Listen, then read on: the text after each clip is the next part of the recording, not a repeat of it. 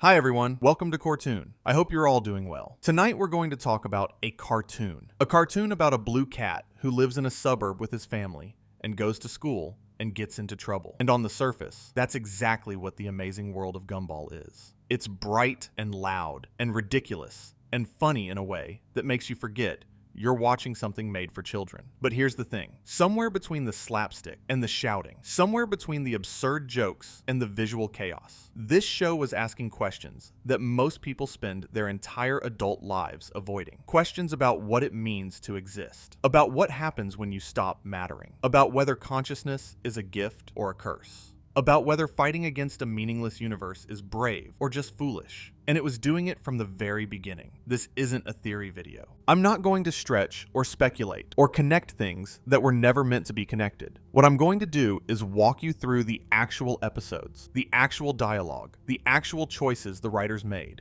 and show you that the amazing world of Gumball was always, quietly, one of the most existentialist works of fiction ever created. It just happened to be disguised as a cartoon about a 12-year-old cat. So if you're here to fall asleep, settle in. This one's going to take a while. And if you're here to think about it, even better. But before we begin, I'd just like to kindly ask you all to subscribe. It's completely free, and it really helps us improve the videos for this wonderful community we've managed to build. Anyway, that's enough. Let's begin. There's an episode in Season 3 called The Void.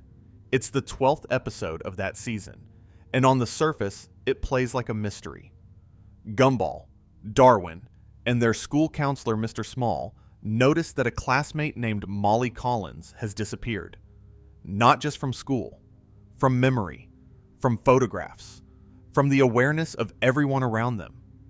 It's as if she never existed at all. And when they investigate, when they follow the trail of her absence, they discover something extraordinary. There's a place, a dimension, if you want to call it that. A vast, empty space where everything that the world has deemed a mistake ends up. Not destroyed, not dead, just removed. Placed somewhere outside of reality, outside of relevance, outside of existence itself. The show calls it the Void.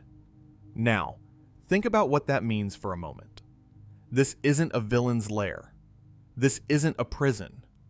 The Void is a cosmic concept built into the fabric of the show's universe.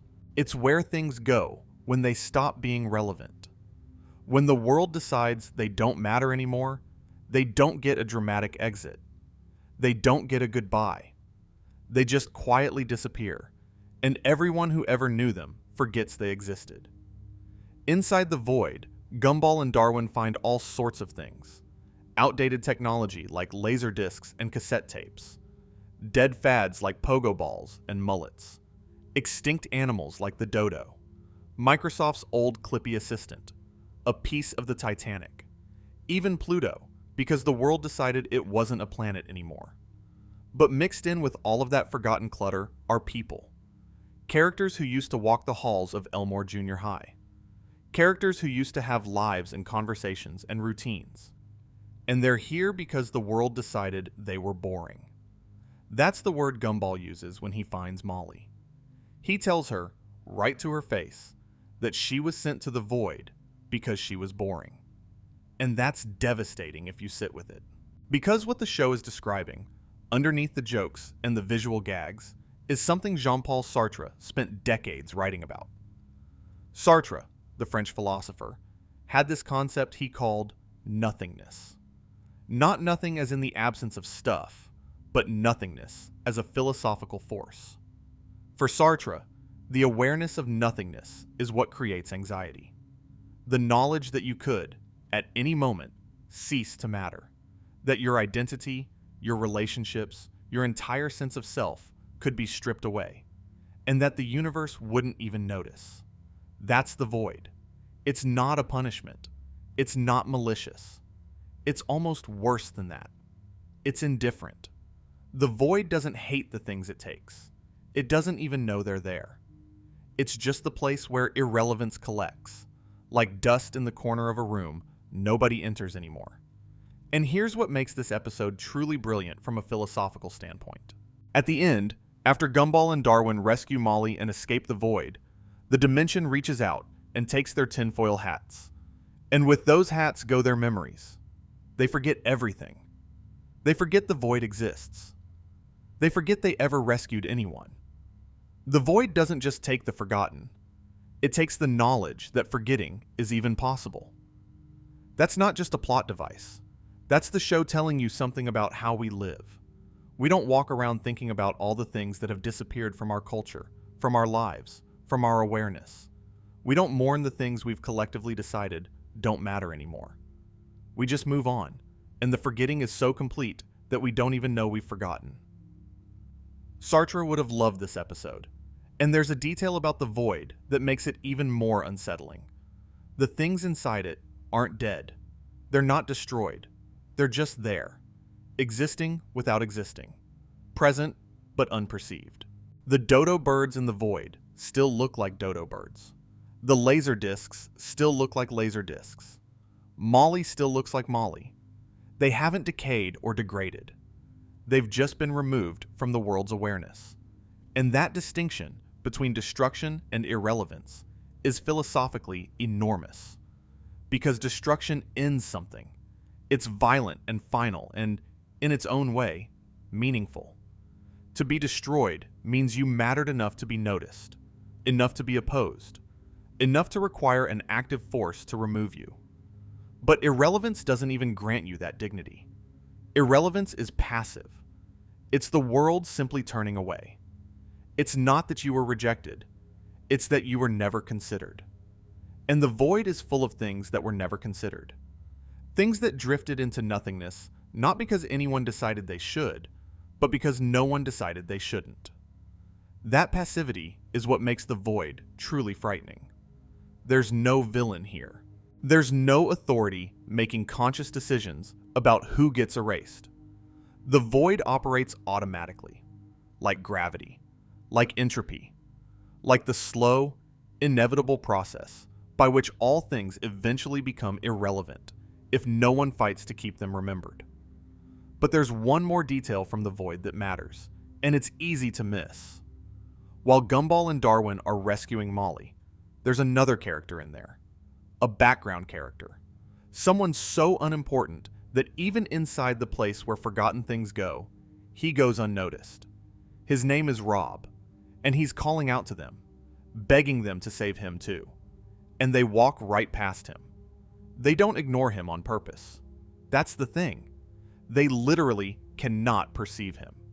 He's so insignificant that even the people actively searching for lost things can't see him standing right in front of them.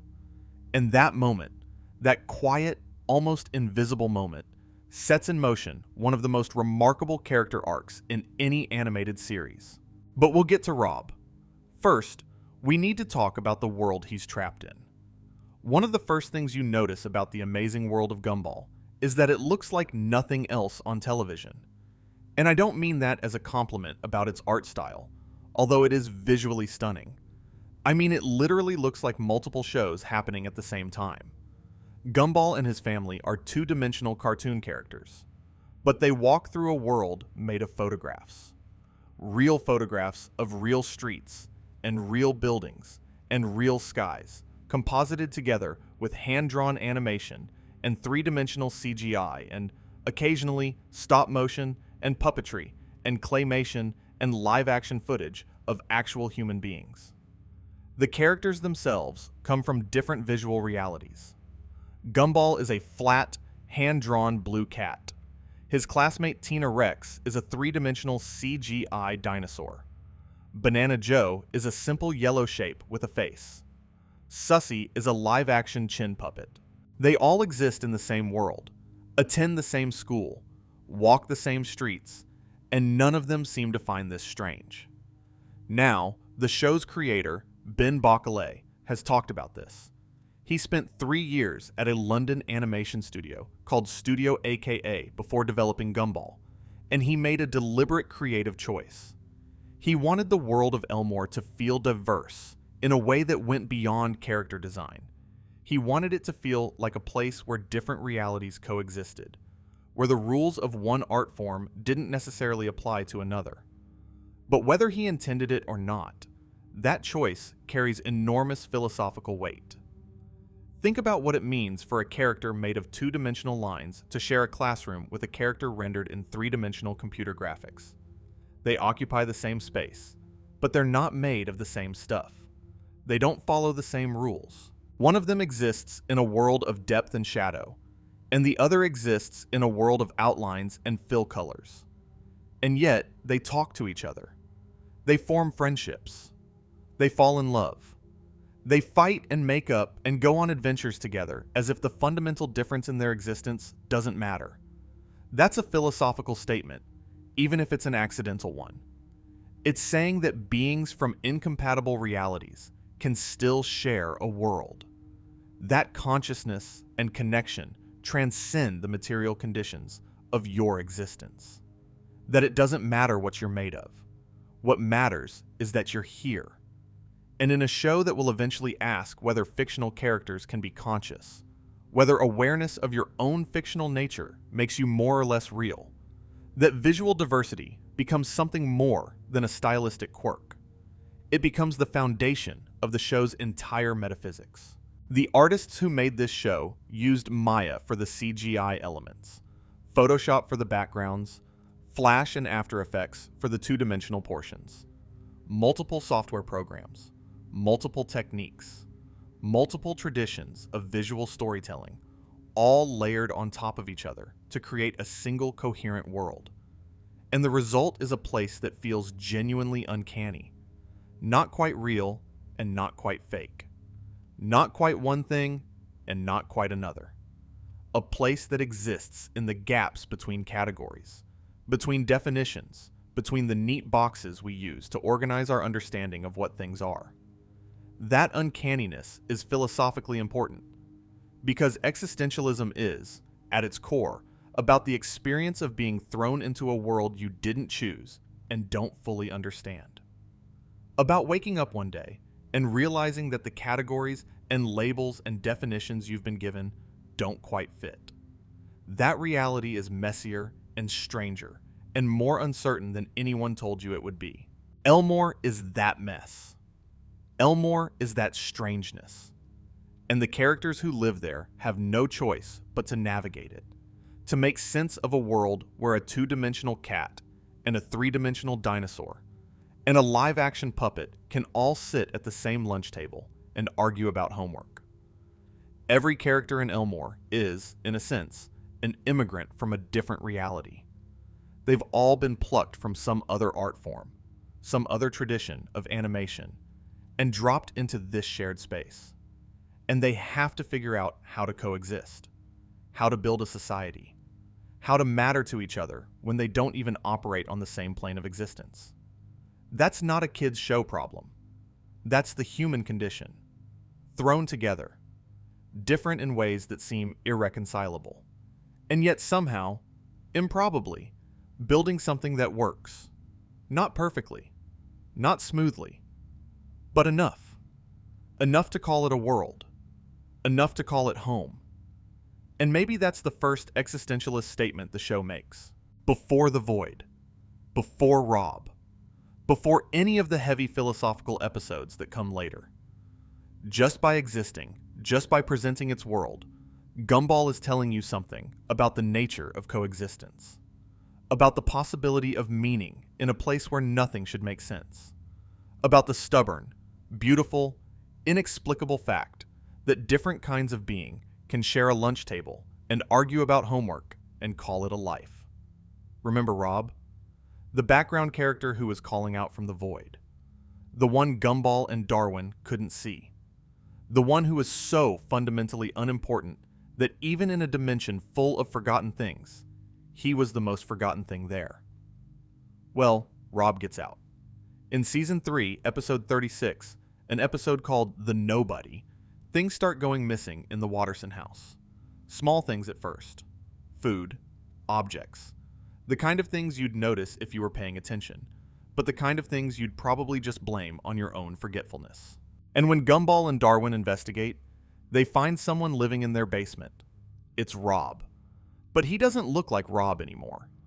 When Rob escaped the void, he didn't come back whole. The void had damaged him. His body is glitchy and incomplete, like a character model that was only half loaded.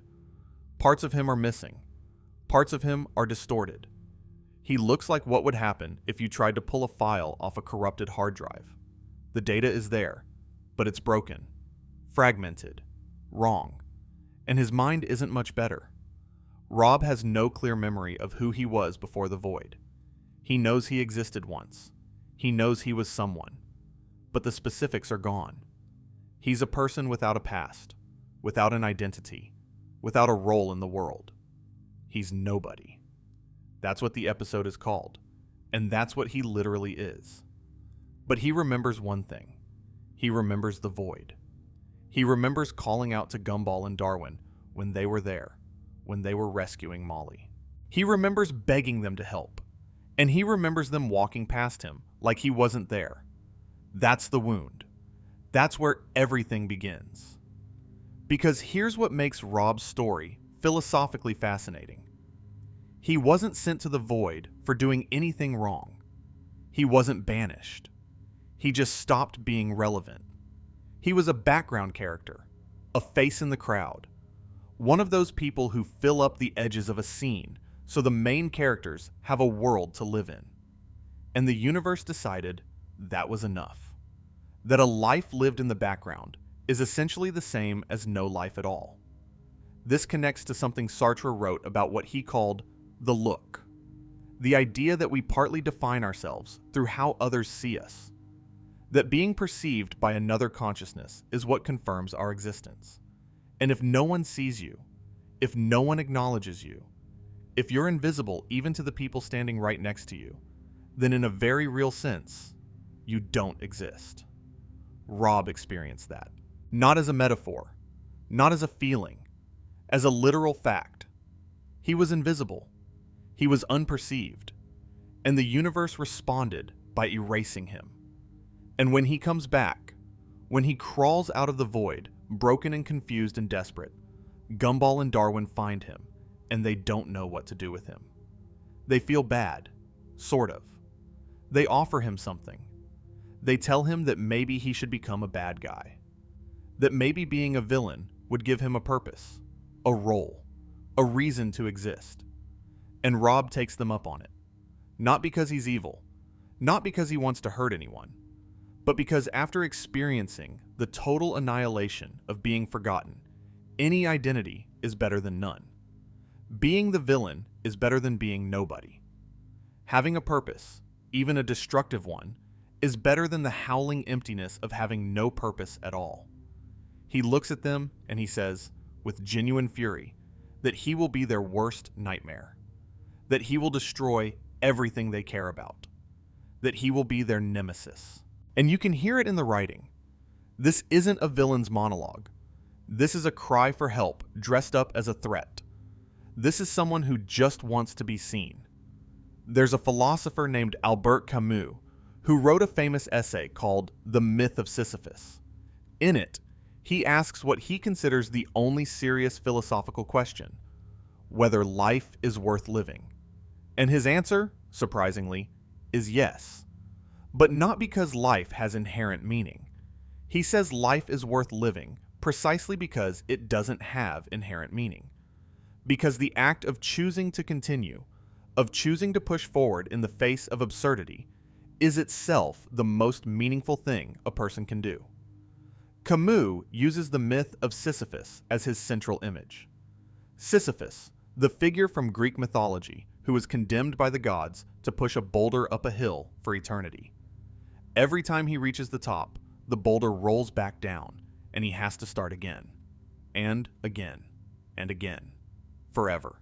It's pointless. It's meaningless. And Camus says we must imagine Sisyphus happy, because Sisyphus has found something the gods can't take from him.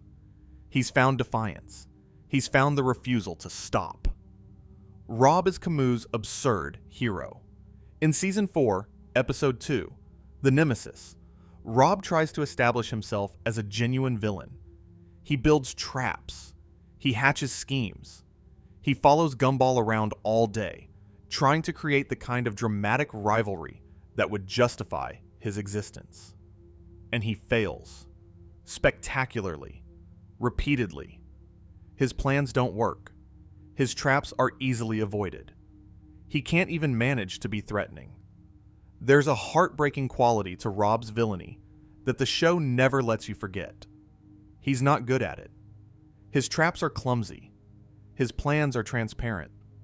His dramatic speeches are undermined by the fact that no one takes him seriously. He's a villain in the same way that a child playing dress-up is a soldier. The costume is on, but the reality underneath is just a person who desperately wants to be something they're not. And that gap between what Rob wants to be and what he actually is, between the villain he performs and the broken nobody underneath the performance, is where all of his pathos lives. Every failed scheme is a cry for recognition. Every botched trap is a plea to be taken seriously. Every moment of incompetence is a reminder that the universe didn't just make Rob insignificant. It made him bad at the one thing he chose to be significant about. There's a moment in the episode where Rob, after an entire day of failed villainy, has a breakdown.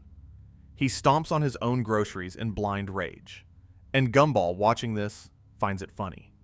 He suggests a villain name for Rob, Dr. Wrecker, and Rob accepts it. Not because it's a good name, not because he feels powerful, but because any name is better than no name at all. This is what Camus meant by the absurd. Rob knows his role is meaningless. He knows that being the villain of a cartoon doesn't give his life genuine purpose.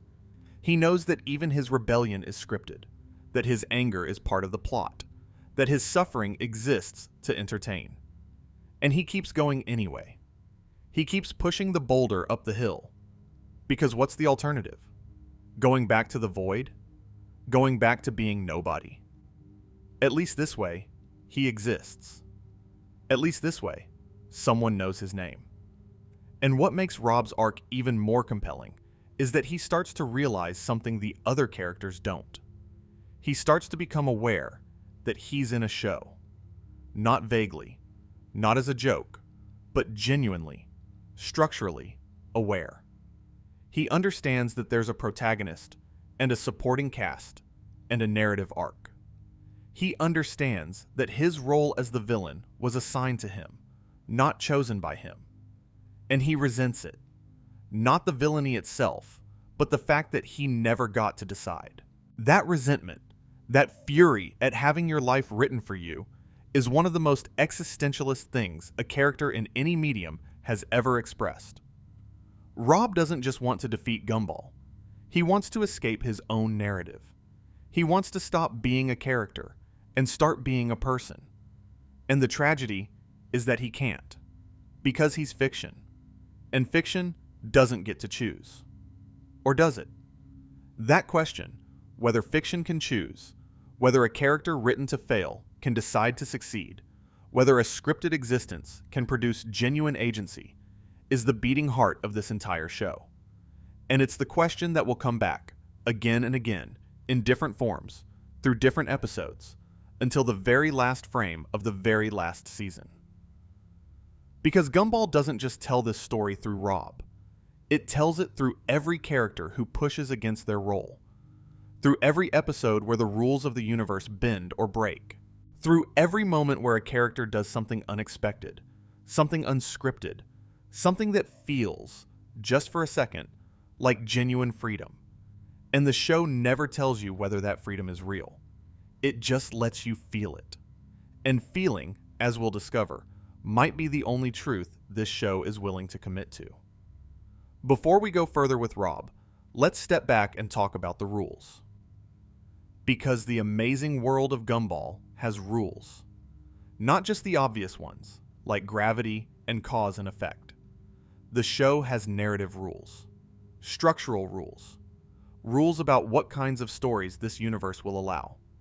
And in Season 2, Episode 8, an episode called The Job, the show tells you exactly what happens when you try to break them. Richard Watterson, Gumball's father, gets a job. That's it. That's the inciting incident. He becomes a pizza delivery man, and the universe immediately begins to fall apart. This isn't a metaphor. The show depicts reality literally fracturing because Richard is employed. The sky changes color. Characters shift between art styles. Objects start behaving according to the rules of different animation traditions. The visual fabric of the world begins to tear. And the only way to fix it, the only way to restore order, is to get Richard fired. Which happens. His boss discovers he ate part of the pizza during a delivery and fires him.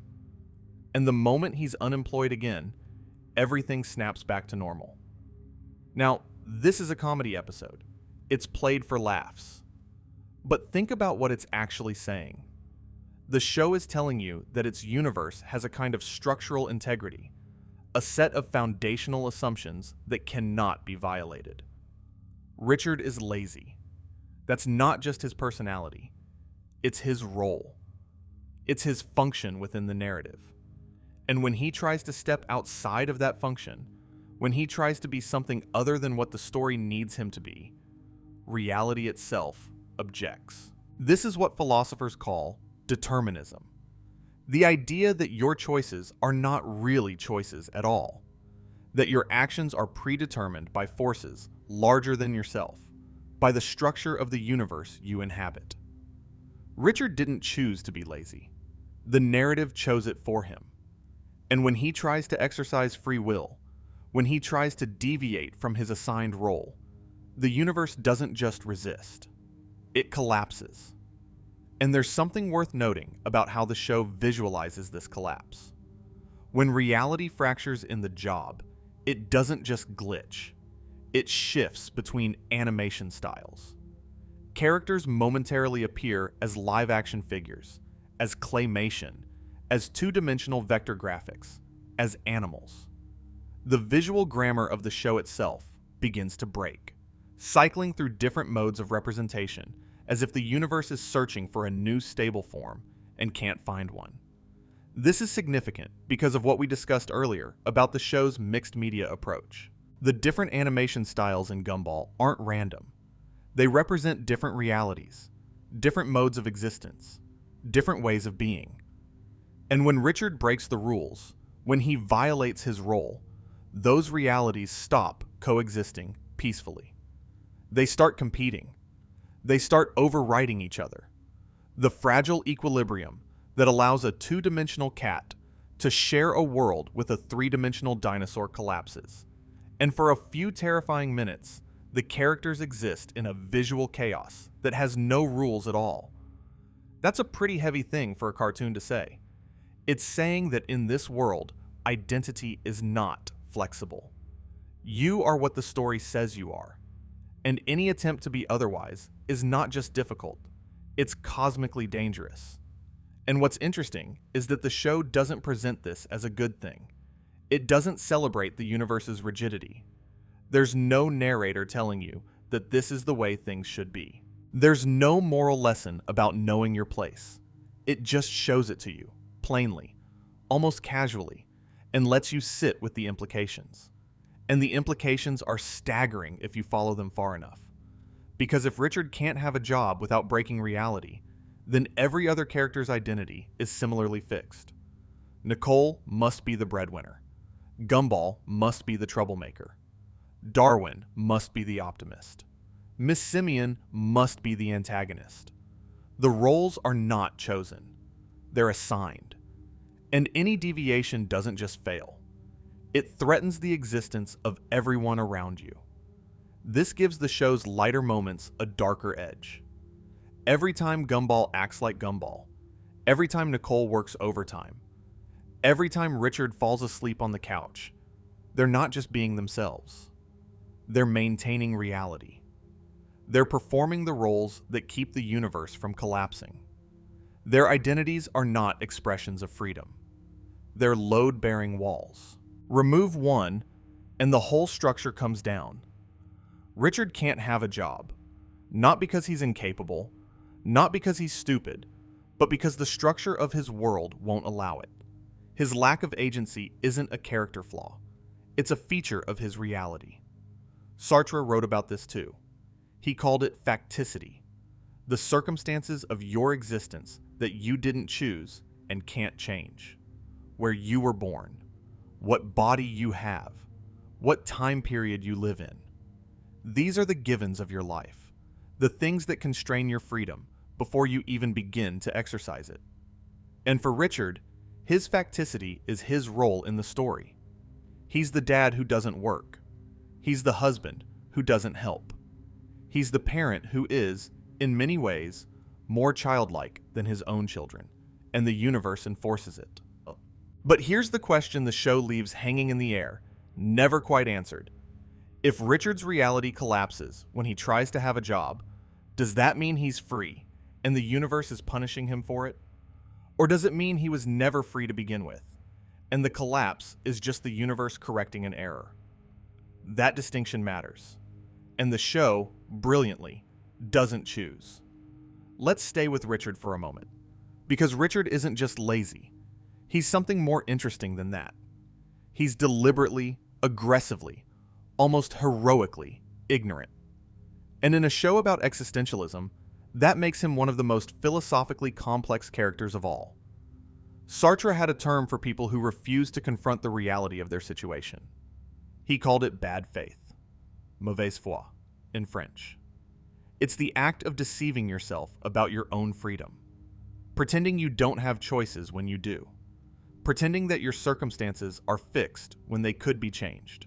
It's the waiter who acts like nothing more than a waiter, who denies that he could ever be anything else, who hides behind his role to avoid the terrifying responsibility of being free. Richard Watterson is the cartoon embodiment of bad faith. The show tells us, through the episode The Authority in Season 3, that Richard's personality isn't random. It was created. His mother, Granny Jojo, raised him in a bubble of overprotection so complete that he never learned to think for himself. She sheltered him from decisions, from risks, from consequences. And the result is an adult man who genuinely cannot function as a responsible human being. Not because he's broken, but because he was never built. And here's where it gets interesting. Richard isn't unhappy. That's the crucial detail. He's not suffering under the weight of his own ignorance. He's not secretly yearning to be more. He's content. He's possibly the most content character in the entire show. He eats. He sleeps. He watches television. He loves his wife and children with a warmth that's completely genuine, even if his love doesn't translate into any practical contribution to their well-being. Is that bad faith? Or is that enlightenment? Because there's a reading of Richard that Sartre wouldn't like, but that might actually be true. Maybe choosing not to engage with the terrifying responsibility of existence is, in itself, a valid existential strategy. Maybe ignorance, if it's thorough enough, if it's complete enough, becomes its own kind of peace. The universe demands that you grapple with your freedom, that you confront the void, that you stare into the abyss and decide who you are. And Richard just says no. He says no thank you. He says I'd rather have a sandwich. And the universe can't quite figure out what to do with him. We saw what happens when Richard tries to have a job. Reality fractures. But think about what that means from the other direction. Reality is stable when Richard doesn't engage. The universe is at peace when Richard refuses to participate. His passivity isn't just tolerated, it's required. The world needs Richard to be exactly what he is, which is nothing. That's either the saddest thing in the entire show or the most quietly radical. A character who has found a way to exist without the burden of existence. A man who lives entirely in the present, entirely without ambition, entirely without the anxiety that comes from wanting to be more than you are. He's achieved what Buddhist monks spend decades meditating toward, and he did it by accident, through sheer force of not caring. There's also something worth noting about the way the show treats Richard's relationship with his children. He's a terrible role model. He contributes nothing practical to the household. He can't cook, can't clean, can't hold a job, can't manage money. And yet Gumball and Darwin adore him. They don't adore him despite his uselessness. They adore him because of something else entirely. Something that has nothing to do with productivity or achievement or any of the metrics by which society measures a person's worth.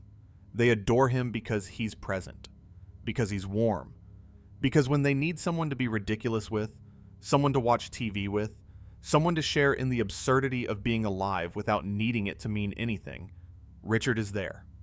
Fully. Completely. Without reservation. And maybe that's the philosophical point the show is making with Richard. That presence, genuine presence, the act of simply being with someone without agenda, or ambition, or the need to be useful, has its own kind of value. A kind of value that can't be measured in economic terms, but that matters enormously to the people who receive it. Sartre would call it cowardice. Camus might call it something else entirely. And the show, as always, holds both possibilities and refuses to choose. If Richard is the character who refuses to carry the weight, Nicole is the one who carries all of it. Nicole Watterson is the backbone of the family. She's the provider, the protector, the planner, the disciplinarian. She works at the Rainbow Factory to pay the bills. She cooks the food, cleans the house, manages the children, and holds together a family that would collapse without her in approximately 45 seconds. She does this every day, every single day, without rest, without recognition, and without any indication that it will ever get easier. And the show knows exactly what it's doing with her. In Season 4, Episode 37, The Fury, the show gives Nicole a backstory that reframes her entire character. She's not just a stressed-out mom. She's a warrior. The episode reveals that Nicole has a history of martial arts combat so intense that it required an anime-styled fight sequence, animated by the Japanese Studio 4 degrees Celsius. She fights a former rival named Yuki, and the battle is genuinely spectacular. It's also genuinely violent. This is not a gag. This is the show telling you that Nicole contains within her a capacity for destruction that she has chosen to suppress every single day of her domestic life. Think about that. Every morning, Nicole wakes up and chooses not to be the person she could be. She chooses the laundry over the battlefield. She chooses the grocery store over the arena. She chooses to be a mother instead of a warrior, not because she can't be both, but because her family needs one more than the other. That's Sisyphus. That's the boulder and the hill.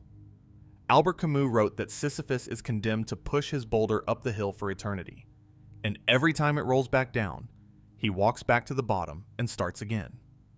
And Camus said the most important moment isn't the pushing, it's the walk back down. It's that moment when Sisyphus is fully aware of his fate, fully conscious of the futility, and chooses to continue anyway. That's where his freedom lives, in the choice to keep going when there's no rational reason to. Nicole's walk back down the hill is every Monday morning, every stack of dishes, every argument with Richard about the bills, every parent-teacher conference, every drive to work in traffic, every night spent awake worrying about things her family will never know she worried about. She does it all, and then she does it again, and again, and the show never gives her a way out.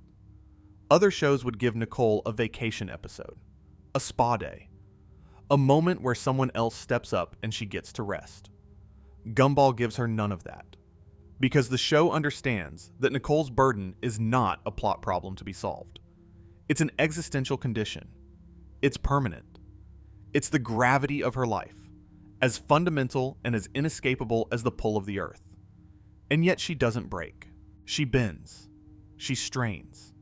She rages sometimes, in ways that frighten everyone around her, including herself. But she doesn't break. And that refusal to break, that stubborn, grinding, day after day persistence in the face of a weight that never lightens, is Camus's most powerful idea made flesh, made animation, made real. In Season 1, Episode 30, The Ape, there's a moment that encapsulates Nicole's entire existence. Her former teacher, Miss Simeon, has been calling her a loser her entire life, since childhood, since before she was a wife and mother. And when Nicole discovers that Miss Simeon was only pretending to be friendly in order to win a teaching award, something in Nicole breaks. She erupts into a high-speed car chase through Elmore, her rage so total and so raw that it's almost frightening. And then it passes, and she goes back to being mom, because that's what Sisyphus does. He feels the full weight of the absurdity, and he picks up the boulder again. But there's one more episode that completes this picture, and it's the one that hurts the most. Season 5, Episode 6. The Choices. It begins with a family dinner. A stressful one. The kind where everything goes wrong and everyone is at their worst. And in the middle of that chaos, Nicole's mind starts to drift. She begins to think about the decisions she made that led her here. Not vaguely, not as a feeling. She literally sees them. The episode shows us Nicole's alternate lives. The paths she didn't take. The futures that branched off from every major decision she ever made. In one timeline, she wins a martial arts tournament. She graduates, becomes wealthy, rises to power. In another, she becomes something like a president. In yet another, a futuristic overlord. The show takes her through these possibilities with a kind of relentless thoroughness, showing her exactly what she gave up. And some of the timelines are worse. Some of them end in disaster. Some of them end in death. The show doesn't pretend that every alternate path was better, but it makes sure Nicole and the audience understand the scope of what she chose when she chose this life. When she chose Richard. When she chose this family. When she chose the boulder. Søren Kierkegaard, the Danish philosopher often considered the father of existentialism, wrote about something he called the anxiety of possibility. The idea that every choice you make closes off an infinite number of other choices. That the act of choosing is inherently an act of loss. You gain one future, and you lose every other future you might have had. And the knowledge of that loss, the awareness of all those unlived lives, is a fundamental part of the human condition. Nicole lives that anxiety in a single episode. She sees it all. Every version of herself she never became. Every achievement she never earned. Every life she never lived. It's all right there, playing out in front of her like a movie she can't pause. And at the end, after she's seen everything, after she's confronted the full weight of her own choices, Nicole makes a decision. She decides she's happy. She decides this life, this chaotic, exhausting, underpaid, underappreciated life, is the one she wants. She laughs. She starts a food fight with her family. And the episode ends. And I think that might be the most Kierkegaardian moment in television history. Because Kierkegaard said that the leap of faith, the moment when you choose to believe in something despite having no rational justification for it, is the highest act a human being can perform. And that's what Nicole does. She leaps. She looks at every possible version of her life, acknowledges that many of them were objectively better, and chooses this one anyway. Not because it's the best, but because it's hers. Camus said we must imagine Sisyphus happy. The Choices doesn't ask you to imagine, it shows you. There's a beautiful directness to Season 3, Episode 28. It's called The Question, and it does exactly what you'd expect. Gumball and Darwin ask the question, the big one. The one philosophy has been circling for thousands of years. What is the point of life? They ask it after a sugar crash, which is such a perfectly Gumball way to arrive at existential inquiry. One moment they're bouncing off the walls, and the next they're sitting in silence, staring at the ceiling, wondering what any of it is for. And rather than let the question dissolve, rather than shrug it off and move on to the next adventure, they decide to find the answer. So they go looking. They walk through Elmore asking everyone they meet, and the responses they get are a kind of philosophical survey of the human condition. Some characters give selfish answers. Some give confused answers. Some characters clearly haven't thought about it. Some characters have thought about it too much. And at the end, after they've exhausted their search, after they've talked to everyone they can think of, they end up with Sussy. Sussy, who is arguably the strangest character in the entire show. a live-action chin puppet in a world of animated characters. Someone who exists outside the visual logic of everyone around her. And Susie gives them an answer. She tells them, in her own peculiar way, that life is about the journey. That it's about the people you meet along the way. That the meaning of life is finding your own way to enjoy it. Now, on one level, that's a platitude. It's the kind of thing you'd find on an inspirational poster in a dentist's waiting room. But in the context of this show, in the context of a universe where characters are literally erased for being boring, where reality collapses when you try to change your role, where the void exists as a cosmic garbage dump for irrelevance, Susie's answer takes on a different weight. She's saying that meaning doesn't come from the universe. It doesn't come from your role, or your purpose, or your importance to the story. It comes from you. You make it. You decide it. You choose what matters, and that choice is the only meaning there is. That's existentialism in its purest form.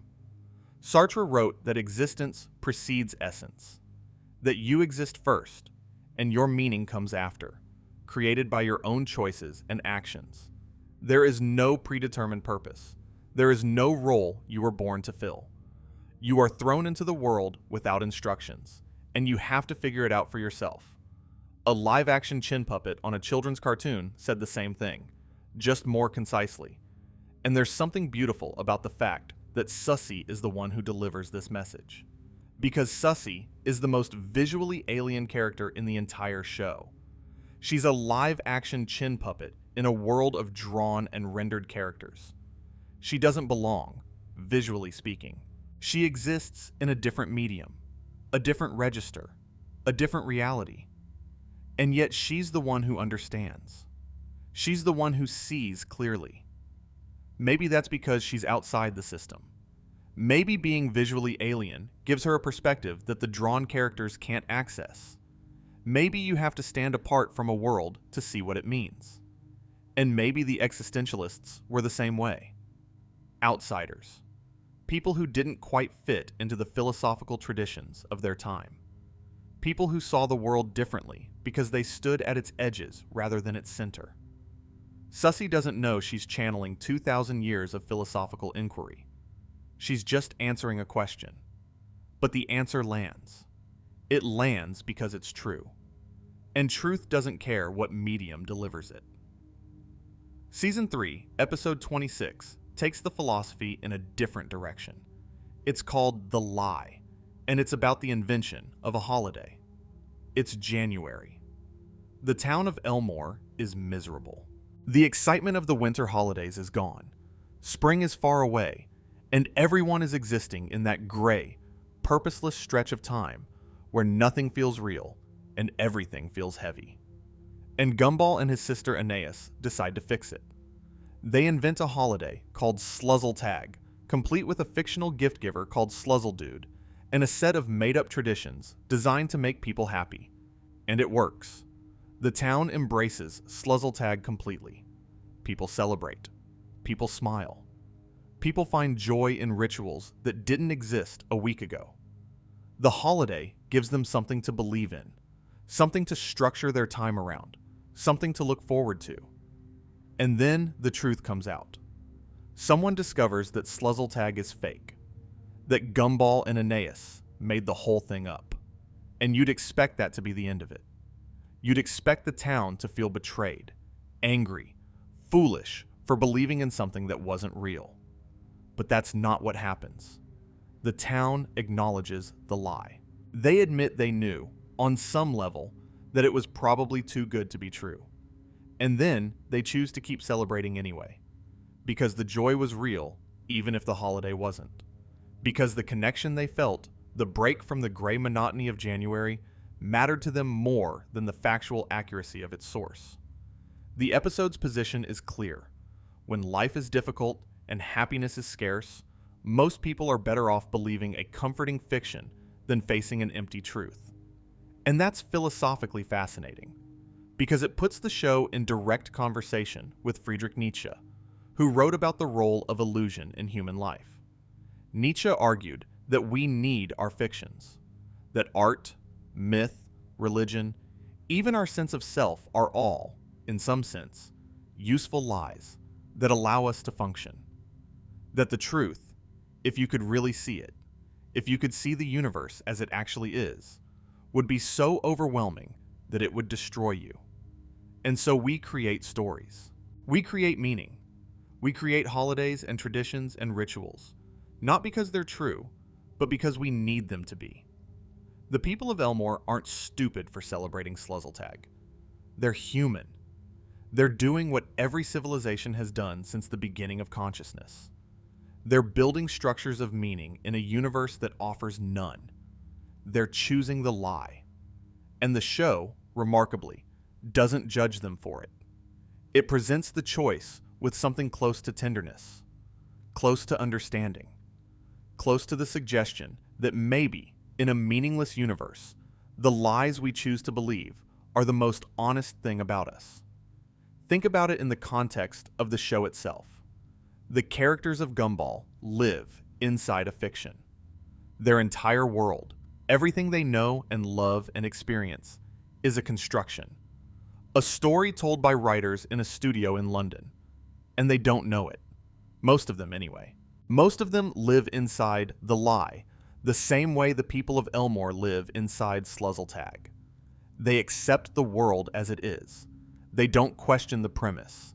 They celebrate the holidays, follow the routines, live the lives that have been written for them, and they find genuine joy in doing so. Is that a tragedy? Or is it the most human thing a fictional character can do? Because we do the same thing. We live inside structures we didn't build, follow rules we didn't write, celebrate traditions we didn't invent. And most of the time, we don't question it. Not because we're stupid, or blind, or complacent, but because the questioning itself is exhausting. Because the alternative to comfortable fiction is uncomfortable truth. And uncomfortable truth is not a place where most people want to live permanently. The lie isn't just about a fake holiday. It's about the fundamental compromise of being alive. The deal we all make, every day, between the truth we can handle and the truth we can't. And the show, a cartoon for children, understands that compromise better than most works of adult fiction ever will. This might be the most audacious episode in the entire series. Season 3, Episode 39. The money. The Wattersons are broke. Not just tight on cash. Genuinely, completely out of money. And as their financial situation deteriorates, something starts happening to their world. The colors start to fade. The animation quality drops. Characters begin to look rougher, simpler, less polished. The backgrounds lose their detail. Sounds start glitching. And then the show explains why. The Wattersons' financial reality is tied to the show's production budget. Their poverty isn't just a plot point. It's a material condition of the episode itself. They can't afford to exist in full color, full animation, full reality. As the money runs out, so does the art that gives them form. By the end, the family has been reduced to sticky notes, to storyboard sketches, to rough pencil outlines on blank paper. They're still there. They're still talking. They're still a family. But the visual substance of their reality has been stripped away, layer by layer, until almost nothing remains. The episode won a British Academy Children's Award in 2016, and it deserved it. Not just because it's clever, though it is, but because it's saying something that most art is too timid to say. It's saying that existence has a cost. Think about that in philosophical terms. Descartes said, "I think, therefore I am." But what the money suggests is closer to, "I can afford to be, therefore I am." Existence in the world of Gumball requires resources. It requires a budget. It requires someone, somewhere, to decide that your continued existence is worth funding. And if that funding disappears, you don't die. You don't get sent to the void. You just become less detailed, less vibrant, less real. You're still there, but you're a diminished version of yourself. A sketch of what you used to be, And isn't that what poverty does to people in the real world? It doesn't erase them. It reduces them. It strips away their color, their detail, their complexity. It turns three-dimensional human beings into outlines, into statistics, into rough approximations of the people they could be if someone, somewhere, decided they were worth investing in. The family faces a choice in this episode. They can sell out.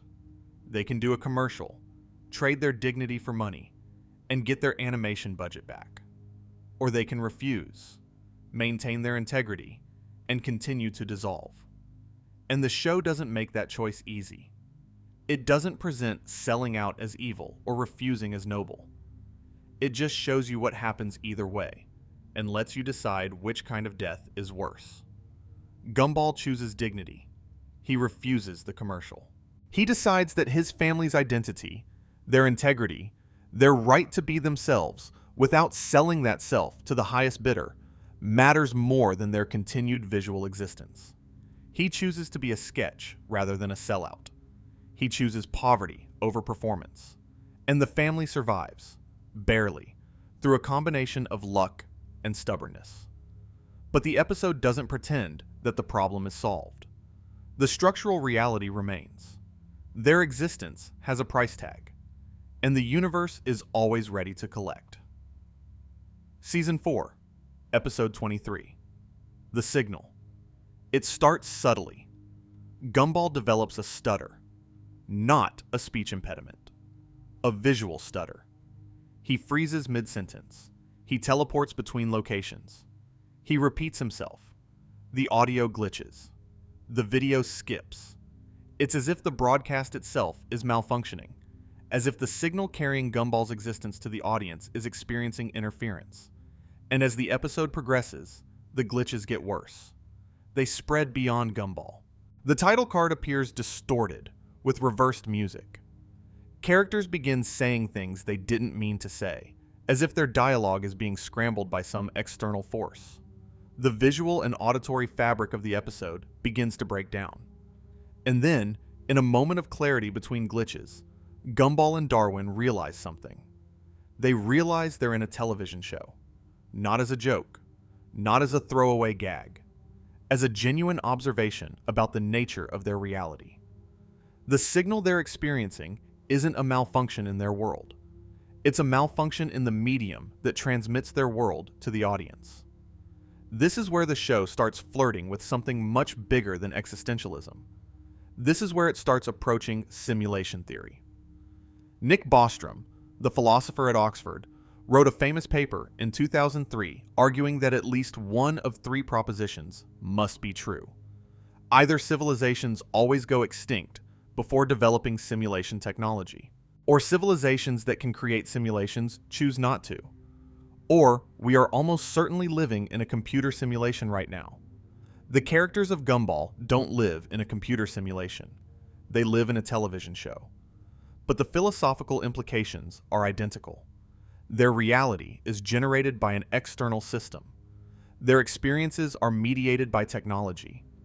Their existence depends on a signal being broadcast from somewhere else, by someone else, for reasons they can barely comprehend.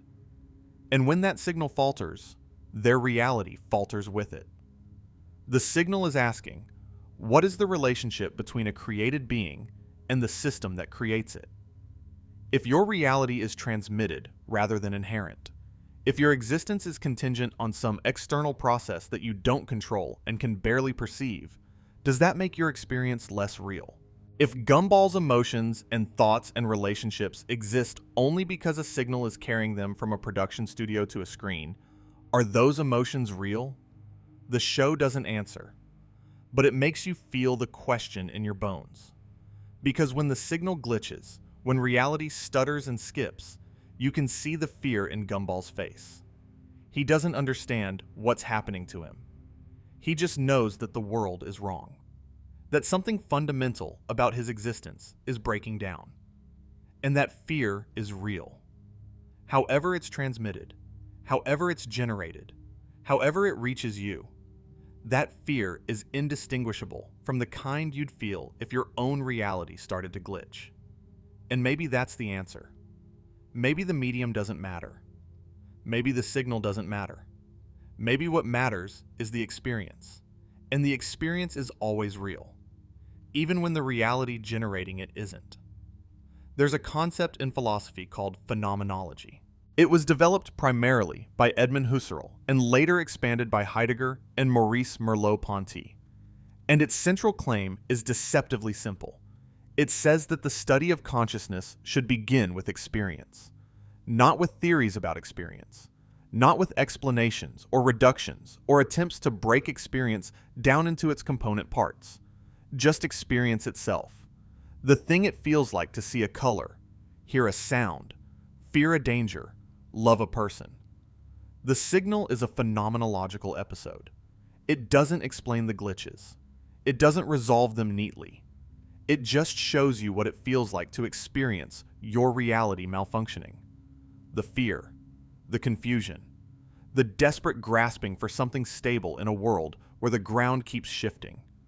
And that experience, that raw, unmediated, unreduced experience, is the episode's philosophical argument.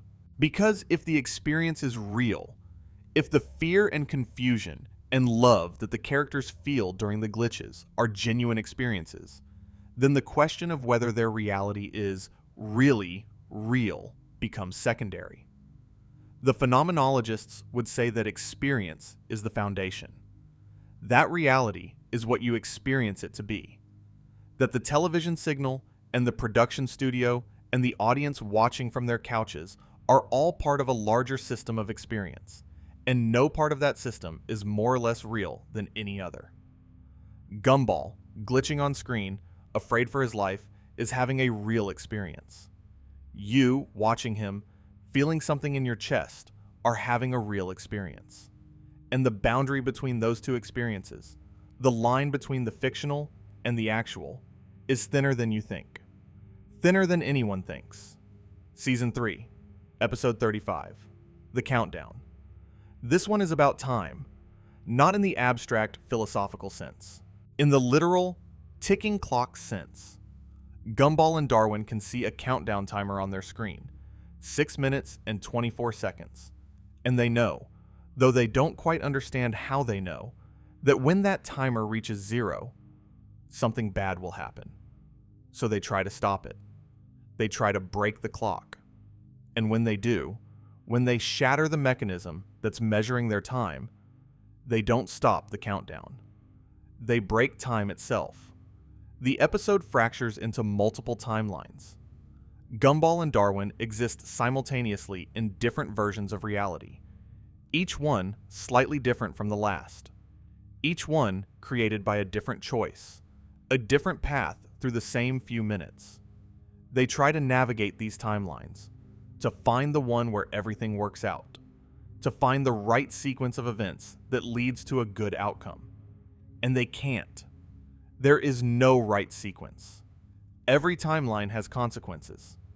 Every choice leads somewhere unexpected. And eventually, they're forced to accept a reality where things aren't quite right, where the damage they did by trying to control time can't be fully undone. They end up in a version of the world where they blink vertically, not horizontally, the way everyone else does, vertically, and they just have to live with that. The episode acknowledges, directly, some of the mechanics of being a television show. Characters note the strange way they traverse great distances between scene cuts. They interact with the on-screen timer as if it's a physical object in their world. The fourth wall doesn't just crack here, it's incorporated into the plot. But philosophically, what the episode is really about is the illusion of control. We all believe, on some fundamental level, that we can manage time, that we can make good decisions quickly enough, plan far enough ahead, react fast enough to the unexpected, that if we're smart enough and diligent enough, we can stay ahead of the clock. The countdown says no. The clock is running regardless. Your attempts to stop it will only make things worse. And the best you can hope for is a reality that's close enough to the one you wanted that you can learn to live with the differences. Martin Heidegger, the German philosopher, wrote extensively about time and what he called being toward death. The idea that human existence is fundamentally shaped by the awareness that it will end. That everything we do, every choice we make, every moment we experience, is colored by the knowledge that the timer is running and we can't stop it. Heidegger argued that most people flee from this knowledge. They distract themselves with busy work and social rituals, and the comforting fiction that tomorrow will always come. Gumball and Darwin don't have that luxury. They can see the timer. They know exactly how much time they have, and they still can't make it work. They still can't beat the clock. And the episode's conclusion, that quiet acceptance of a slightly wrong reality, is one of the most Heideggerian moments in animation history. You can't stop time. You can't control the outcome. You can only decide how you carry yourself as the seconds tick down. And there's a detail in this episode that deserves its own moment of reflection. At the end, when Gumball and Darwin accept their new reality, the one where they blink vertically, they don't mourn the timeline they lost. They don't rage against the imperfection. They just adapt. They look at each other, notice the vertical blinking, and move on. They accept the damage and incorporate it into their lives. That acceptance isn't resignation. It's something more nuanced. It's the acknowledgement that every attempt to control your fate leaves marks, that every intervention changes you in ways you didn't anticipate, that the person you are after the struggle is not the person you were before it, and that's not a failure. It's just the way time works. It moves forward. It carries you with it. And the version of you that arrives at the other end is different from the version that started. Not better, not worse, just different. And you have to learn to live in that different body, in that different timeline, with those vertically blinking eyes, because going back is not an option. Going back was never an option. The timer was always running, and you were always going to end up somewhere you didn't plan. Let's talk about the fish. Darwin Watterson is, biologically speaking, a goldfish. He was the Wattersons' pet. Their third pet goldfish, actually. The first two didn't make it. They were flushed. And Darwin would have met the same fate if something extraordinary hadn't happened. One day, inexplicably, he grew legs. He stepped out of his bowl, opened his mouth, and spoke. His parents didn't know he could talk. When he first spoke, they were so shocked they nearly flushed him too. But they didn't. And gradually, over time, Darwin went from being a pet to being a son, a brother, a member of the family. He enrolled in school. He made friends. He developed a personality, a moral compass, a sense of humor. He became, for all practical purposes, a person. Season 4, episodes 20 and 21, The Origins, tell the full story of how this happened. And it's messy. It's chaotic. It's accidental in a way that makes it feel almost miraculous. Darwin's evolution from pet to person wasn't planned. It wasn't anticipated. It just happened, the way all the most important things in life just happen. Through a combination of circumstance and love, and the stubborn refusal of a small fish to accept that his existence was supposed to be limited to a glass bowl. And once he's out, once he's walking and talking and living a full life, Darwin becomes the most relentlessly optimistic character in the show. He's kind. He's empathetic. He sees the good in everyone. He trusts. He believes. In a universe where characters are erased for being boring, where reality breaks when you step outside your role, where the void waits patiently for anyone who stops mattering, Darwin just keeps smiling. And that's not naivety. That's rebellion. Think about it. Darwin knows more about the fragility of existence than almost anyone. He was a pet fish. He was disposable. 2 fish came before him, and they didn't make it. His survival was not guaranteed. His personhood was not given to him. He had to grow into it, literally, by sprouting legs and forcing the world to recognize him. And instead of being traumatized by that, instead of being haunted by the knowledge that he could have been flushed, that he could have been nothing, Darwin chooses joy. He chooses to believe that the world is good. He chooses to trust that people are decent. He chooses, every single day, to be happy.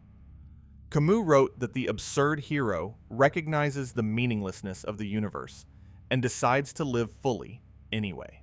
Sisyphus pushes the boulder and we imagine him happy. But Sisyphus was imagined happy through gritted teeth, through defiance, through the raw stubbornness of refusing to despair. Darwin is happy for real, not in spite of the absurdity, not as a rebellion against it, but because he's made a genuine, authentic choice about how to engage with existence. He's looked at the meaningless universe and decided that his meaning will be kindness. His purpose will be love. His reason for being will be the people around him. There's a scene in The Origins that captures this perfectly. The moment when Darwin first speaks, when the Wattersons realize their pet fish has become a person, there's a beat of pure shock. Nicole and Richard don't know how to react. Their first instinct, their conditioned response, is to do what they've always done with goldfish that aren't working out: flush him. And Darwin survives that moment. He survives the very real possibility of being discarded, of being treated as a failed pet rather than an emerging person. And instead of being traumatized by it, instead of carrying the wound of almost being flushed, Darwin takes the opposite lesson. He takes the lesson that he was kept, that someone chose him, that in the moment when it would have been easiest to throw him away, his family decided he was worth keeping. And maybe that's why his optimism feels so genuine. It's not naive. It's not uninformed. It's the optimism of someone who knows exactly how fragile his existence is and has decided that the appropriate response to fragility is not fear, but gratitude. Not anxiety, but joy. Not the desperate clinging to life that characterizes so much of existentialist thought, but a simple, warm, unreserved thankfulness for being here at all. And in a way, that makes Darwin the most existentially successful character in the entire show. Not Rob, who rages against his role. Not Nicole, who endures with grim determination. Not Richard, who avoids the question entirely. Darwin, the fish who grew legs. The pet who became a person. The character who chose to be good in a world that gave him no reason to be. Now let's talk about the characters who don't get to choose. Every show has background characters. People who fill the edges of the frame, who populate the hallways and the streets and the classrooms so that the main characters have a world to inhabit. In most shows, these characters are invisible. They're set dressing. You don't think about them any more than you think about the wallpaper. But Gumball thinks about them. The show thinks about them. And what it has to say about them is devastating. Take Banana Joe, a banana with arms, legs, and a face. In Season 1, he's something of a bully. He makes jokes at other people's expense. But as the show progresses, he softens. He becomes friendlier, more genuine. He values his friendships. He cares about his mother. When she disappears in the episode The Future, he becomes genuinely depressed. He has moments of real emotional depth, but those moments come and go. Between them, he's back to being a background character, back to filling space, back to existing without a narrative purpose of his own. He's given just enough interiority to make you care about him, and then he's returned to the crowd. He gets development, but not enough to change his status. He's still a side character. He's still someone else's supporting cast. And then there's Tobias, a fluffy, rainbow-colored character whose main traits are narcissism and social desperation.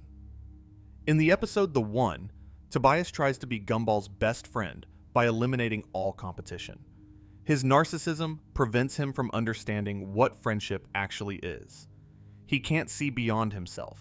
He can't understand that relationships require reciprocity, not possession. And that's his story. That's all he gets. He doesn't grow out of it. He doesn't have an arc that transforms him into something more.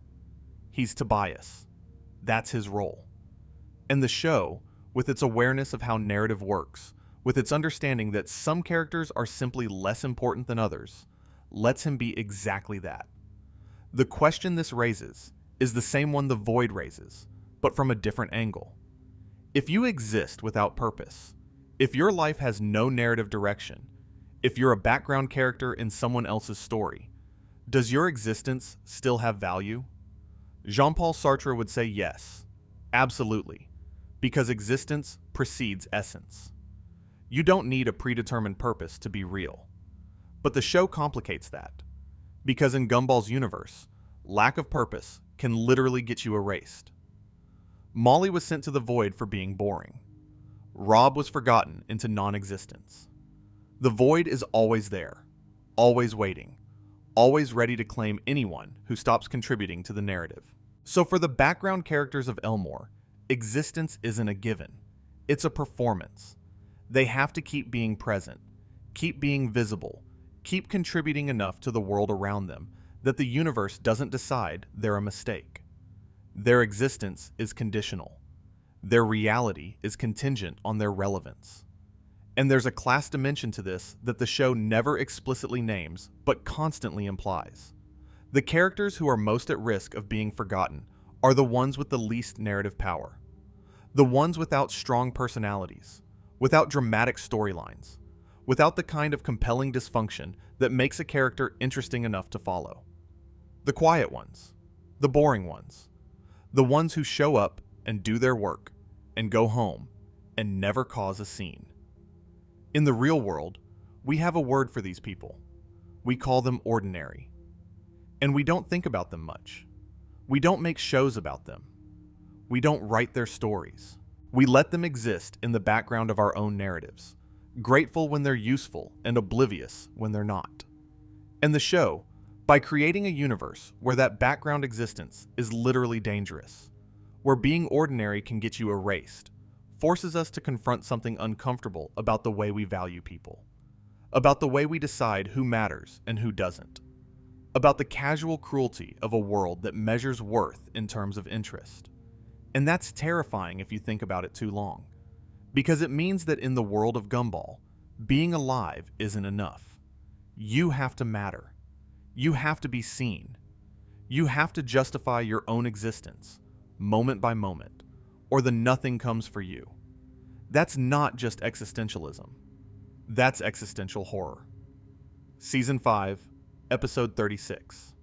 The Puppets. The final episode of Season 5, and one of the strangest, most disturbing episodes in the entire series. Gumball and Darwin find a pair of old puppet toys. Grubby, unsettling things that look like they belong in a different show entirely. And that's because, in a sense, they do. This episode was created in collaboration with Blink Industries, the studio behind Don't Hug Me, I'm Scared, a web series that became famous for taking the visual language of children's television and twisting it into something genuinely nightmarish. The puppets begin haunting Darwin's dreams. And when the boys enter Darwin's dream world to confront them, the art style shifts. Everything becomes stop motion. The bright, clean world of Gumball is replaced by something tactile and grimy and wrong. Gumball and Darwin themselves are rendered as stop-motion figures, their familiar animated bodies translated into a medium that makes them look alien, foreign, like visitors in a dimension that doesn't want them. And the philosophical weight of this episode is enormous, even if it doesn't announce itself. Because what the puppets is really about is the fragility of the self. The idea that underneath your conscious personality, underneath the version of yourself that you present to the world, there's something else, something deeper, something that doesn't follow the same rules. Darwin's dream world isn't just surreal, it's a different reality, operating on different principles.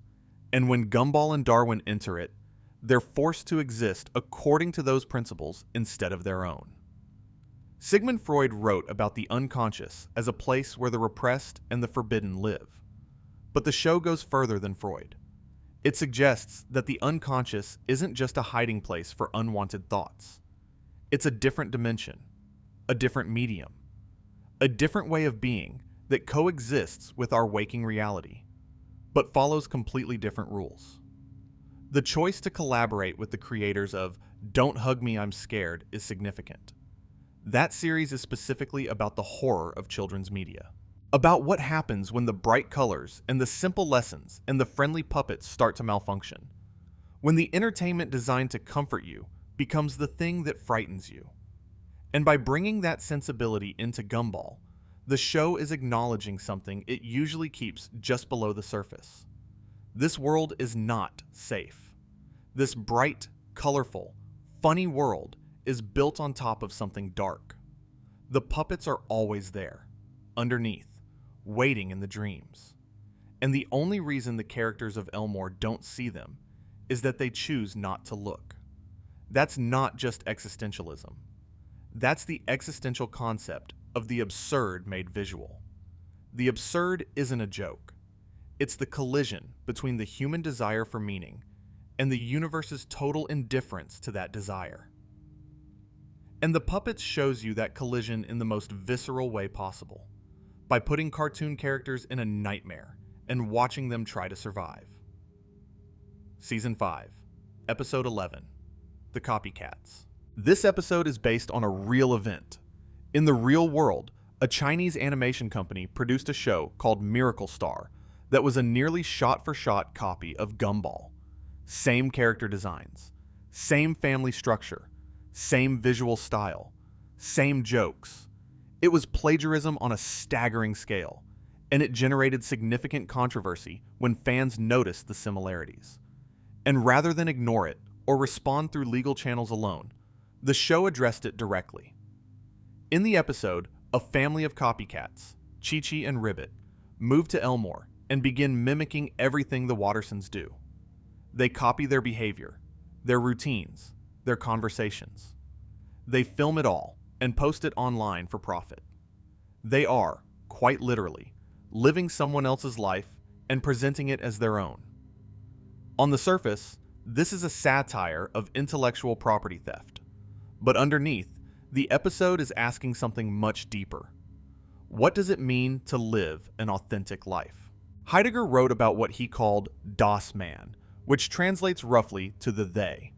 It's his term for the way most people live, not as individuals making conscious choices, but as members of a crowd, doing what everyone else does, thinking what everyone else thinks, existing in a state of conformity so total that it becomes invisible. Das Man is the person who never asks why they do what they do, who follows the path laid out by society, by convention, by the accumulated expectations of everyone around them, who lives, in effect, as a copy of a copy of a copy. Chi-Chi and Ribbit are Das Man made literal. They don't have their own lives. They don't have their own stories. They exist only as reflections of the Wattersons, mirroring every action without understanding any of it. And the show's response to them is not anger or outrage. It's pity. Because a life lived in imitation, a life without originality, without the terrifying responsibility of choosing who you are, is not really a life at all. It's a performance. A very convincing performance, perhaps, but empty at its core. And the meta layer makes this even more interesting, because the Wattersons themselves are fictional characters. They're already copies, in a sense. They're drawn and animated and voiced by people who are performing them. So when Chi-Chi and Ribbit copy the Wattersons, they're copies of copies, reflections of reflections, and the question of authenticity becomes recursive. Where does the original begin? How many layers of imitation can you stack before the concept of an original stops meaning anything at all? The show doesn't answer that question either, but it makes you feel its weight. Season 6, Episode 21, The Spin-Offs. This is Rob again. Always Rob. The character who understands the rules of fiction better than anyone else in Elmore, and who uses that understanding in ways that are simultaneously brilliant and desperate. In the spin-offs, Rob decides that if he can't defeat Gumball, he'll replace him. Not personally, Not this time. Instead, Rob creates a series of alternative shows, pilot episodes for different programs, each one starring a different Elmore character as the protagonist.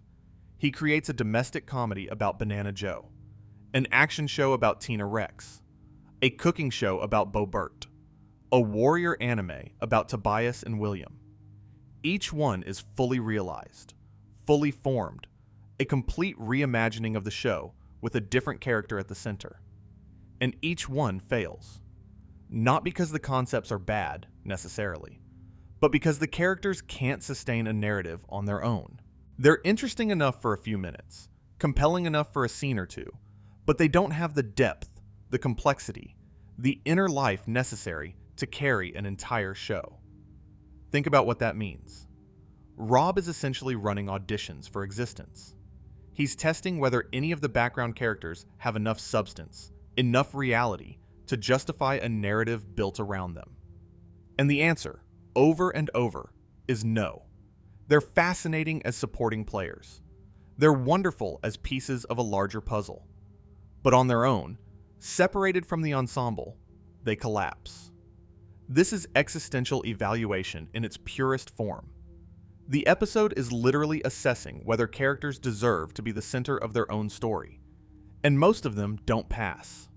Not because they're bad, not because they're unworthy, but because existence, real existence, the kind that can sustain a narrative and hold an audience and justify the continued investment of time and attention, requires something more than just being present. It requires depth. It requires contradiction.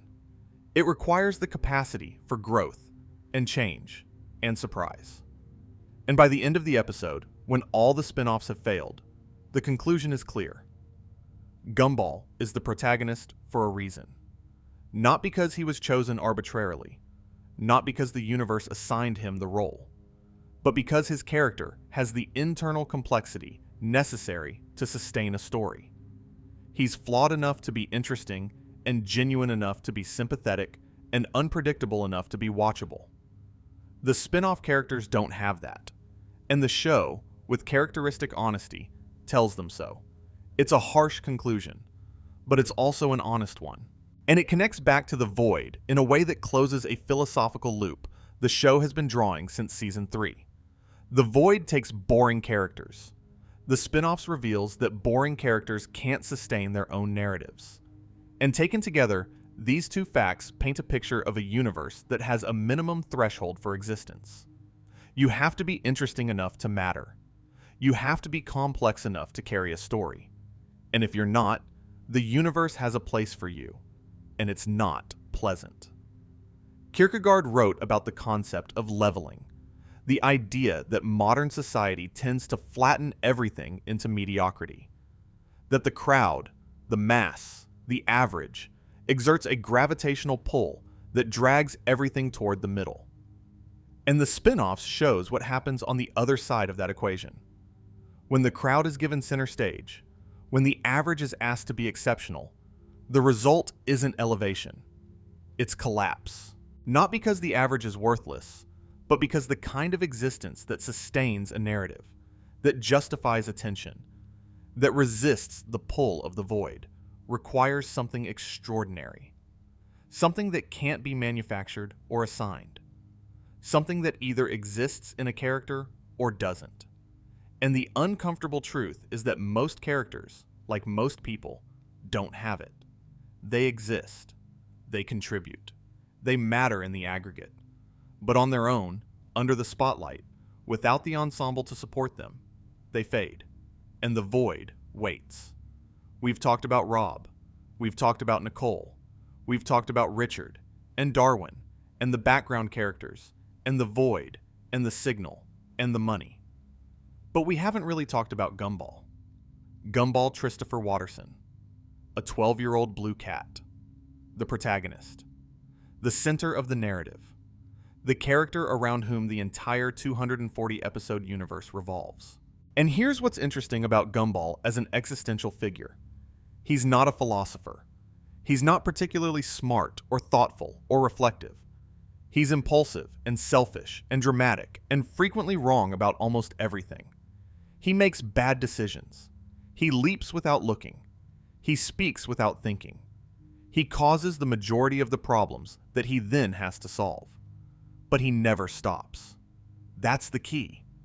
That's the thing that makes Gumball, despite all his flaws, an existential hero. He never stops engaging with the world. He never retreats into Richard's ignorance or Nicole's grim endurance. He faces everything head-on with an energy that's part bravery and part foolishness and part something else entirely. Something harder to name. When reality breaks, Gumball runs into the break. When Rob threatens his family, Gumball follows him into the void. When the show tries to end, when the narrative structure begins to collapse, when the ground literally cracks open to reveal the nothingness underneath, Gumball doesn't accept it. He doesn't go quietly. He fights.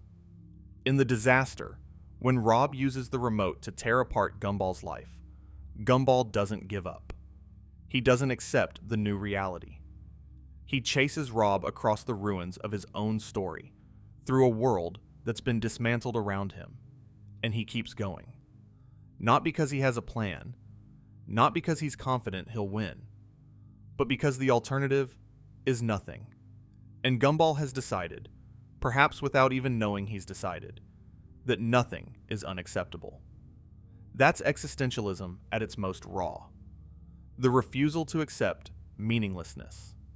The insistence on mattering, on pushing forward, on existing loudly and messily and fully, even when the universe is actively trying to erase you.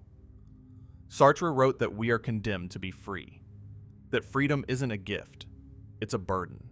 It's the inescapable responsibility of choosing every moment who you are and what you do. And Gumball, who has never read Sartre, who wouldn't understand Sartre if you explained him, embodies that condemnation more completely than any character in the show. He's free. Terrifyingly, exhaustingly, wonderfully free. And he uses that freedom the way a 12-year-old would, recklessly, joyfully, without any idea of what he's doing or why it matters. And somehow, that's the most philosophical thing of all. Because the existentialists wrote about freedom as though it were a heavy, serious, dignified thing. As though confronting the void required solemnity. As though the weight of existence demanded gravity. But Gumball suggests a different possibility. That maybe the best response to a meaningless universe isn't gravity at all. Maybe it's chaos. Maybe it's noise. Maybe it's a 12-year-old cat running full speed into the unknown, shouting as he goes, not because he's brave, but because he can't imagine any other way to be. The universe doesn't care about Gumball. The void is always waiting. Reality is always one glitch away from collapse. But Gumball doesn't need the universe to care. He generates his own caring, his own meaning, his own reason to keep running. And if that's not existentialism, I don't know what is. Before we move to the finale, there's one more episode that crystallizes the show's understanding of narrative and identity. Season 5, Episode 8, The Test. Gumball takes an online personality quiz. The kind you see shared on social media. The kind that reduces a human being to a 4-letter type, or a fictional character, or, in this case, a single word. The quiz tells Gumball he's a loser. And rather than dismiss it, rather than recognize the absurdity of letting an algorithm define him, Gumball internalizes it. He decides to change. To do the opposite of everything he'd normally do. To become someone else. And while Gumball is busy trying to reinvent himself, something strange happens. Tobias, the rainbow-colored narcissist from the background, starts taking over. Not metaphorically, literally. Tobias begins occupying the narrative space that Gumball has vacated. He becomes the center of attention. The camera follows him. The story bends toward him. He starts behaving like the protagonist of a completely different show, a cheesy, laugh-track-driven sitcom where he's the charming hero and everyone loves him. Darwin notices. Sarah notices. Something is wrong. The show they're in is changing around them, and Gumball, the actual protagonist, is being pushed to the margins of his own story. This is one of the most sophisticated pieces of metafiction in any animated series. The show is telling you, directly, that protagonist status is not inherent. It's not something you're born with. It's a structural position, a role within a narrative, and it can be taken from you. If you stop acting like the main character of your own life, someone else will step into that space. Someone else will claim it, and the story will reshape itself around them as if you were never there. That's existentialism applied to narrative itself. Sartre wrote that you are not your job, not your relationships, not your reputation. You are your choices. You are what you do, moment by moment, decision by decision. And if you stop choosing, if you let an algorithm or a label or someone else's opinion define you, you don't just lose your sense of self. You lose your place in the story. Gumball gets it back, of course. He reclaims his role. He stops trying to be what the quiz told him to be and starts being what he actually is, which is messy and flawed and sometimes foolish, but fundamentally himself. And the moment he does, the show snaps back. Tobias returns to the background. The narrative realigns. The protagonist is the protagonist again. But the episode lingers, because it asked a question that most of us don't want to think about. Who decides you're the main character of your own life? Is it you? Is it the people around you? Is it the structure of the world you inhabit? And what happens when you stop fighting for it? Season 6, Episode 14, The Shippening. Sarah, one of Gumball's classmates, finds a mysterious notebook at the awesome store. When she writes in it, what she writes becomes reality. And what Sarah wants to write, more than anything, is fan fiction. Romantic fan fiction. The kind where characters who were never meant to be together are suddenly, unavoidably, passionately together. And so, Elmore transforms. Characters fall in love with people they shouldn't be falling in love with. Relationships form that make no narrative sense. The world bends itself around Sarah's stories, accommodating impossible pairings and absurd scenarios because the notebook demands it. It's funny. It's strange. It's deliberately, almost aggressively weird. But underneath the comedy, the episode is asking a question about authorship that connects directly to the show's existential themes. Who owns a story? Who gets to decide what happens to the characters in it? In the world of Gumball, the characters are aware, on some level, that they exist within a narrative. They've broken the fourth wall enough times to understand that their lives are shaped by forces beyond their control. And now, with the notebook, that authorial power has been handed to one of them. Sarah isn't just a fan. She's a god. She's rewriting reality itself, and the characters have to live inside whatever she creates. The notebook, it turns out, has the Cartoon Network logo on it. That's a detail the show includes deliberately. The implication is that the notebook isn't just magical. It's the actual mechanism by which the show is written. It's the tool that creates their reality.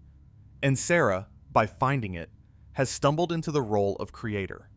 And at the end, when the chaos becomes too much, the show resolves everything by declaring that it was all just fan fiction. None of it was real. None of it counted. Reality resets. The notebook's power is dismissed. But think about what that resolution means in the context of a show where reality is already fiction. If Sarah's fan fiction isn't real, what makes the regular episodes real? If her stories can be dismissed as fantasy, what prevents the entire show from being dismissed the same way? The boundary between real and unreal, between canon and fan fiction, between the story and the story about the story, dissolves completely. There's a philosopher named Jacques Derrida who spent his career arguing that the boundaries between categories, the lines we draw between truth and fiction, between original and copy, between real and imaginary, are much more porous than we like to admit. He called his method deconstruction, and its central insight was that every binary opposition, every neat division of the world into this or that, contains within it the seeds of its own undoing. The boundary is always already breaking down. We just pretend it isn't. The shippening is deconstruction as comedy. It takes the boundary between official narrative and fan narrative and shows that it was always arbitrary, always a matter of who holds the notebook, always a question of power rather than truth. And when that power shifts, when a fan gets the pen, the result isn't chaos. It's just a different story. Not better, not worse, not more or less real, just different. And that's a very postmodern observation, dressed up as a cartoon about shipping. The show is saying that all narratives are constructed, all realities are authored, and the difference between the official version and the unofficial version is not a difference of truth. It's a difference of authority. Someone with more power decided that one version counts and the other doesn't. But the experience, for the characters living inside them, is identical. Now we come back to Rob, because Rob's story doesn't end with his declaration of villainy. It escalates. In Season 4, Episode 40, The Disaster, Rob acquires something that changes everything. A universal remote control. Not a TV remote. A reality remote. A device that can pause, rewind, fast forward, and manipulate the actual fabric of the world. And Rob uses it exactly the way you'd expect a broken, furious, existentially aware character to use it. He destroys Gumball's life, not all at once, methodically. He uses the remote to separate Gumball from everyone he loves. He removes his family. He removes his friends. He dismantles, piece by piece, the network of relationships and connections that make Gumball who he is. And as he does, he makes something clear. He knows what he's doing. He knows he's in a show. He knows that by displacing Gumball, by removing the protagonist from his own story, he can finally take control of his own narrative. He can stop being the villain and start being the hero. He can stop being a character and start being a person. This is the most direct articulation of the show's existential themes. Rob has become fully aware of his own fictional nature, and rather than accept it, rather than play the role he's been assigned, he's decided to rewrite the script. He's decided that if the universe won't give him meaning, he'll take it, by force, with a remote control that literally controls the universe. And for a while, it works. For a while, Rob is in charge. He has the power. He has the narrative. And Gumball is the one scrambling, the one losing everything, the one experiencing the kind of helplessness and insignificance that Rob has felt his entire existence. But the two-parter has a conclusion that complicates things beautifully. In Season 5, Episode 1, the rerun, Gumball pursues Rob. He follows him. He fights for his family, for his world, for his place in the story. And at a critical moment, Rob throws the remote into the void, forcing Gumball to chase it into the very dimension that created Rob's suffering. And Gumball goes. He enters the void, the place where forgotten things go, the place where irrelevance lives. And he retrieves the remote. And when he examines it, he discovers something almost laughably simple. The remote wasn't malfunctioning because of some cosmic error. A battery was misaligned, that's all. A small, physical, mundane problem that didn't require godlike powers to solve. Just attention. Just care. But here's the part that matters. Rob sees Gumball come after him. Rob sees that Gumball chose to enter the void, the one place in the universe that Rob fears more than anything, not to defeat him, but to save the people he loves. And something shifts. Rob makes a choice, the most existentially significant choice in the entire series. He takes the remote and he uses it, not to destroy, not to conquer. He rewinds time. He undoes everything. He erases the disaster he created, restores the world to its previous state, and destroys the remote entirely. And the cost of that choice is that Gumball will never know what happened. The rewind erases the events that led to Rob's redemption. Rob saves the world, and no one will ever know he did it. He goes back to being the villain. He goes back to being nobody's hero. That's what Camus meant by the absurd hero. The person who does the right thing, knowing it won't be recognized. The person who acts with integrity in a universe that doesn't reward integrity. The person who pushes the boulder up the hill, watches it roll back down, and walks back to the bottom with their head up. Rob's sacrifice isn't remembered, but it happened. And in the philosophy of this show, that's enough. And there's something else here that deserves attention. The fact that the disaster was caused by something so mundane, a misaligned battery. All of that suffering, all of that destruction, all of Rob's fury and Gumball's desperation, and the fracturing of an entire reality. And it came down to a battery that was turned the wrong way. That's absurdism distilled to its purest form. The gap between the enormity of the experience and the triviality of the cause. The fact that the most profound crises in our lives are often triggered by the smallest, most random, most meaningless events. A missed phone call, a wrong turn, a battery that someone placed incorrectly. Camus wrote about the absurd as the collision between our need for meaning and the universe's refusal to provide it. And here, in a two-part episode of a children's cartoon, that collision takes the form of a plastic battery in a plastic remote, and it's enough to destroy a world, and fix it, and leave everyone involved changed in ways they'll never fully understand, because the timeline that contained their growth has been erased. The events of the disaster and the rerun technically never happened, but they happened to us. We watched them. We experienced them. We know what Rob did, even if Gumball doesn't. And that creates a strange kind of meta-philosophical tension. The audience knows more than the characters. The audience carries the memory of events that the fictional world has erased. We become the keepers of a truth that doesn't exist inside the story. What does that make us? Witnesses? Gods? Or just people watching a cartoon, feeling things that are real about events that aren't? The final episode. Season 6, Episode 44. The 240th episode of the amazing world of Gumball. The Inquisition. A new superintendent arrives at Elmore Junior High. He calls himself Superintendent Evil, which should be a red flag, but in Elmore, names are just names. He's a live-action human being in a world of animated characters, and he brings with him machines. Technology designed to do something that sounds impossible. Technology designed to turn cartoon characters into real people. And he begins using it.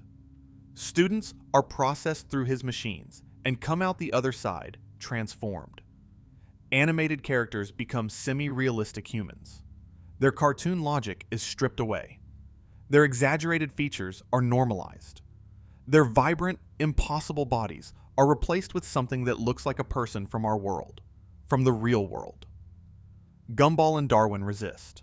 They escape the machines using the very thing the superintendent is trying to eliminate, their cartoonishness, their ability to defy physics, to stretch and squash and bounce, to exist in ways that real bodies can't. Their nature as animated beings isn't just their identity, it's their weapon. It's the thing that makes them free. And then the twist. Superintendent Evil is Rob. Rob in disguise. Rob wearing a human face, literally, performing the role of authority figure so convincingly that no one recognizes the broken background character underneath. And his plan isn't evil at all. He wasn't trying to destroy Elmore. He was trying to save it. He'd seen something coming.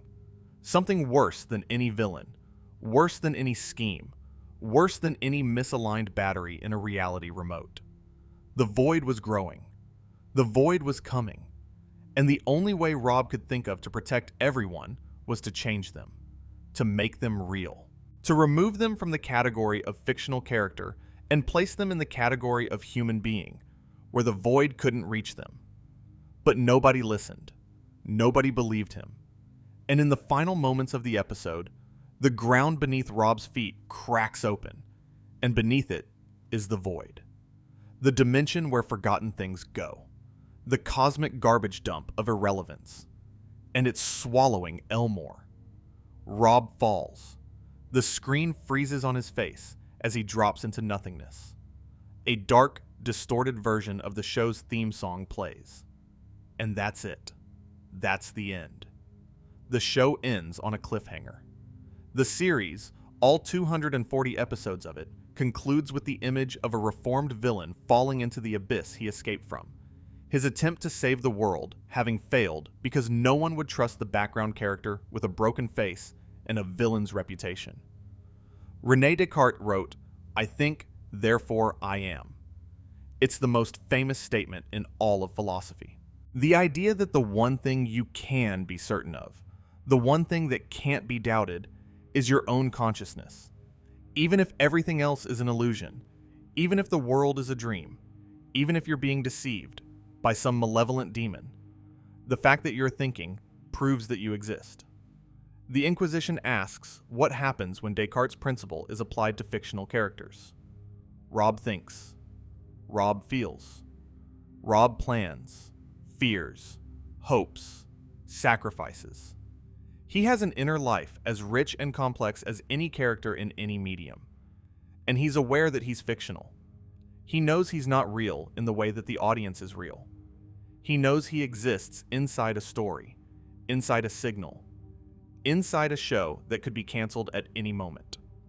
Does that mean he doesn't exist?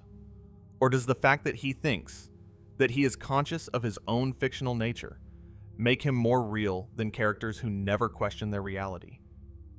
The show doesn't answer. The show can't answer. Because the question isn't about Gumball, or Rob, or Elmore. The question is about us. If a fictional character achieves consciousness, if it becomes aware of itself, if it thinks and feels and suffers and loves, then what separates it from a real person? The medium? The material? The fact that one is made of carbon and the other is made of pixels? Descartes would say that consciousness is consciousness, regardless of what generates it. That if something thinks, it is. Period. No caveats. No exceptions. And if that's true, then the characters of Gumball are as real as you are. They're just made of different stuff. But the episode goes further than Descartes. Because Rob's plan in the Inquisition wasn't just about consciousness. It was about transformation. He was trying to change the characters from one kind of being into another. From animated to live action. From fictional to real. And the question the episode raises is whether that transformation would change anything fundamental about who they are. If Gumball were rendered in live action, if he were a real boy instead of a drawn one, would he still be Gumball? Would his personality survive the translation? Would his relationships carry over? Would his love for his family, his reckless bravery, his inability to think before he speaks, would all of that transfer to a new medium? Or is he inseparable from his art style? Is the drawing the person? This is the Ship of Theseus problem, but applied to fictional existence. If you replace every part of a character with a different kind of part, if you swap animation for live action, if you change the medium while keeping the personality, is it the same character? And the answer the show gives, through the horrified reactions of Gumball and Darwin as they watch their friends being converted, is that something is lost. The human versions of their classmates look wrong. They feel wrong. They retain visual echoes of their original forms, but the essence, the spark, the thing that made them them, is diminished in the translation. Which raises another question, a harder one. If a character can be diminished by changing their medium, if their existence is partly defined by the art style they inhabit, then art is not just a vessel for consciousness. It's a component of consciousness. The way you're drawn, the way you're rendered, the medium through which you exist, is part of who you are. It's not separate from your identity. It is your identity.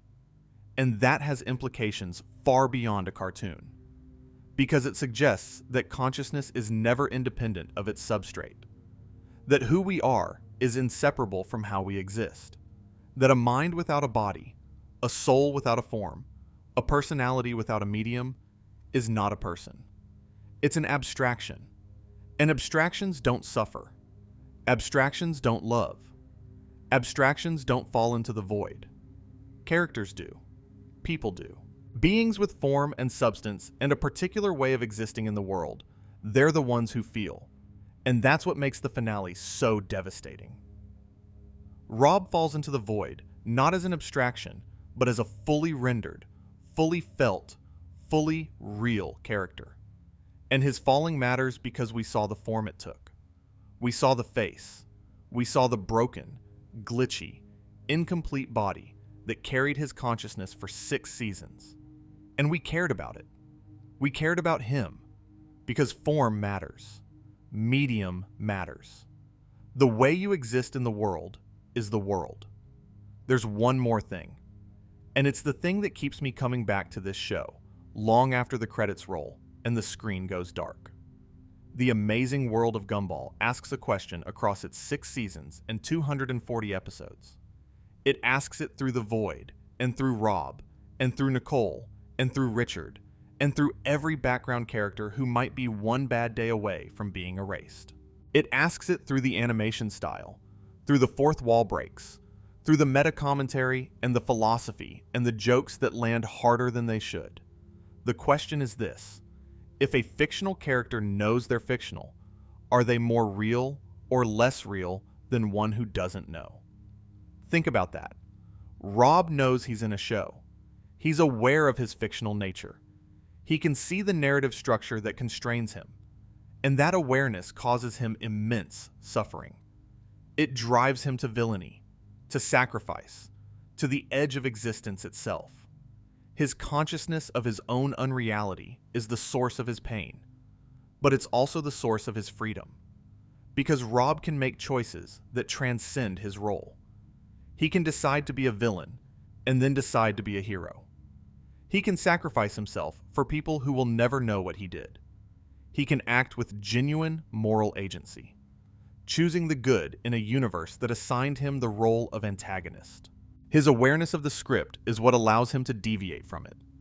Compare that to Banana Joe. Banana Joe doesn't know he's in a show. He doesn't question his reality. He doesn't wonder why he exists or what his purpose is. He just lives. He goes to school, hangs out with his friends, worries about his mom. He's happy, mostly. Content, mostly. Free from the existential dread that consumes Rob. But is he free? Is he more real because he doesn't know, or less? Is his happiness genuine, or is it the happiness of a character who has never been given enough awareness to be unhappy? Is ignorance of your own fictional nature a kind of bliss, or is it the deepest form of imprisonment? Sartre would say that Rob is more real, because Rob has achieved authentic existence. He's confronted the truth about himself, however painful, and he's made choices based on that truth. He's living in what Sartre called good faith. He's not pretending. He's not hiding from reality. He's looking at it, all of it, and deciding who he wants to be anyway. But Camus might disagree. Camus might say that the distinction doesn't matter. That consciousness, whether aware of its own fictional nature or not, is still consciousness. That joy, whether informed by existential knowledge or blissfully ignorant of it, is still joy. That the important thing isn't whether you know the truth. The important thing is whether you're living. And the show, the beautiful, ridiculous, impossibly profound show, doesn't choose.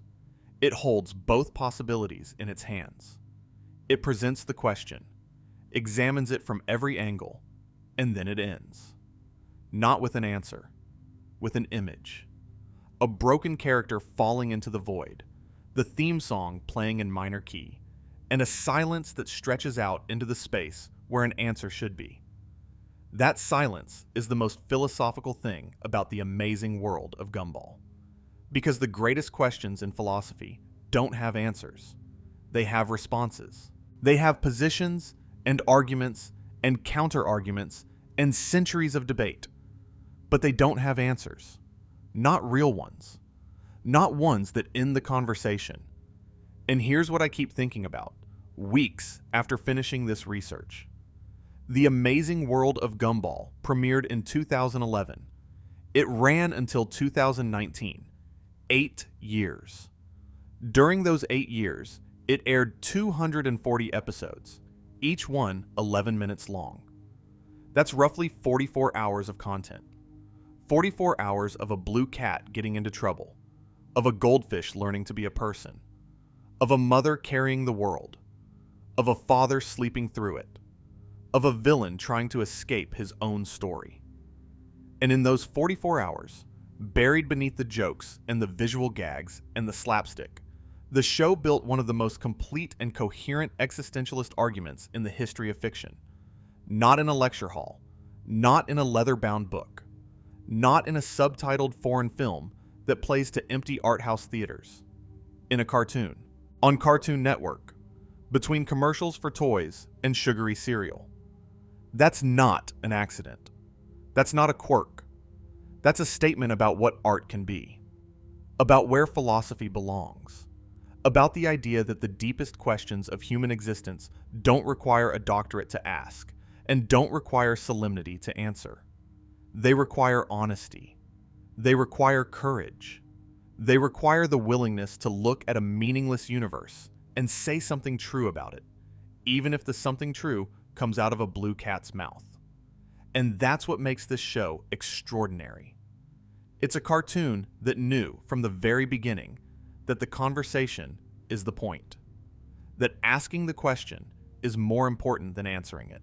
That a blue cat in a suburban town, surrounded by characters made of different realities, living in a world where forgotten things are erased, and existence has a price tag, and consciousness might be the only thing that's real, could ask the deepest questions philosophy has ever posed, and have the wisdom to know that silence, in the end, is the most honest response. And there's one final layer to this question that the show gestures toward without ever fully articulating. If fictional consciousness is real, if Rob's awareness counts, if Gumball's love for his family is genuine, then what are we doing when we watch a show end? When the last episode airs and the credits roll and the characters stop moving and talking and feeling, what has happened? Have they died? Have they been paused? Have they been sent to their own kind of void? A limbo of canceled shows and finished narratives where characters who no longer have stories to tell exist in silence. Ben Bocquelet, the show's creator, has spoken about this in interviews. He left after season 6, considering it the natural conclusion of the story he wanted to tell. He designed an overarching plot that ran throughout the entire series with a mysterious reason underlying everything. But the show ended on a cliffhanger. Not by choice, entirely. The network's decisions played a role, and so the characters of Elmore were left in a state of suspension. Not resolved, not concluded, just stopped. That stopping, that unresolved silence, is itself a philosophical statement, because it mirrors the way real lives end, not with conclusions, not with neat wrap-ups and satisfying resolutions, but with interruption, with the sudden, arbitrary cessation of a story that felt like it had more to tell. Death doesn't wait for the plot to finish. It doesn't care about narrative arcs. It just comes, and the story stops, and everyone who is watching has to figure out how to live with the silence. The Inquisition ends with Rob falling, the ground cracking, the void rising, a distorted theme song, and then nothing. And that nothing, that refusal to provide an ending, is the most existentialist thing the show ever did, because it forces you, the viewer, to sit with uncertainty, to accept that some stories don't end, to make peace with the idea that the questions the show raised will never be answered, and that the asking was always the point.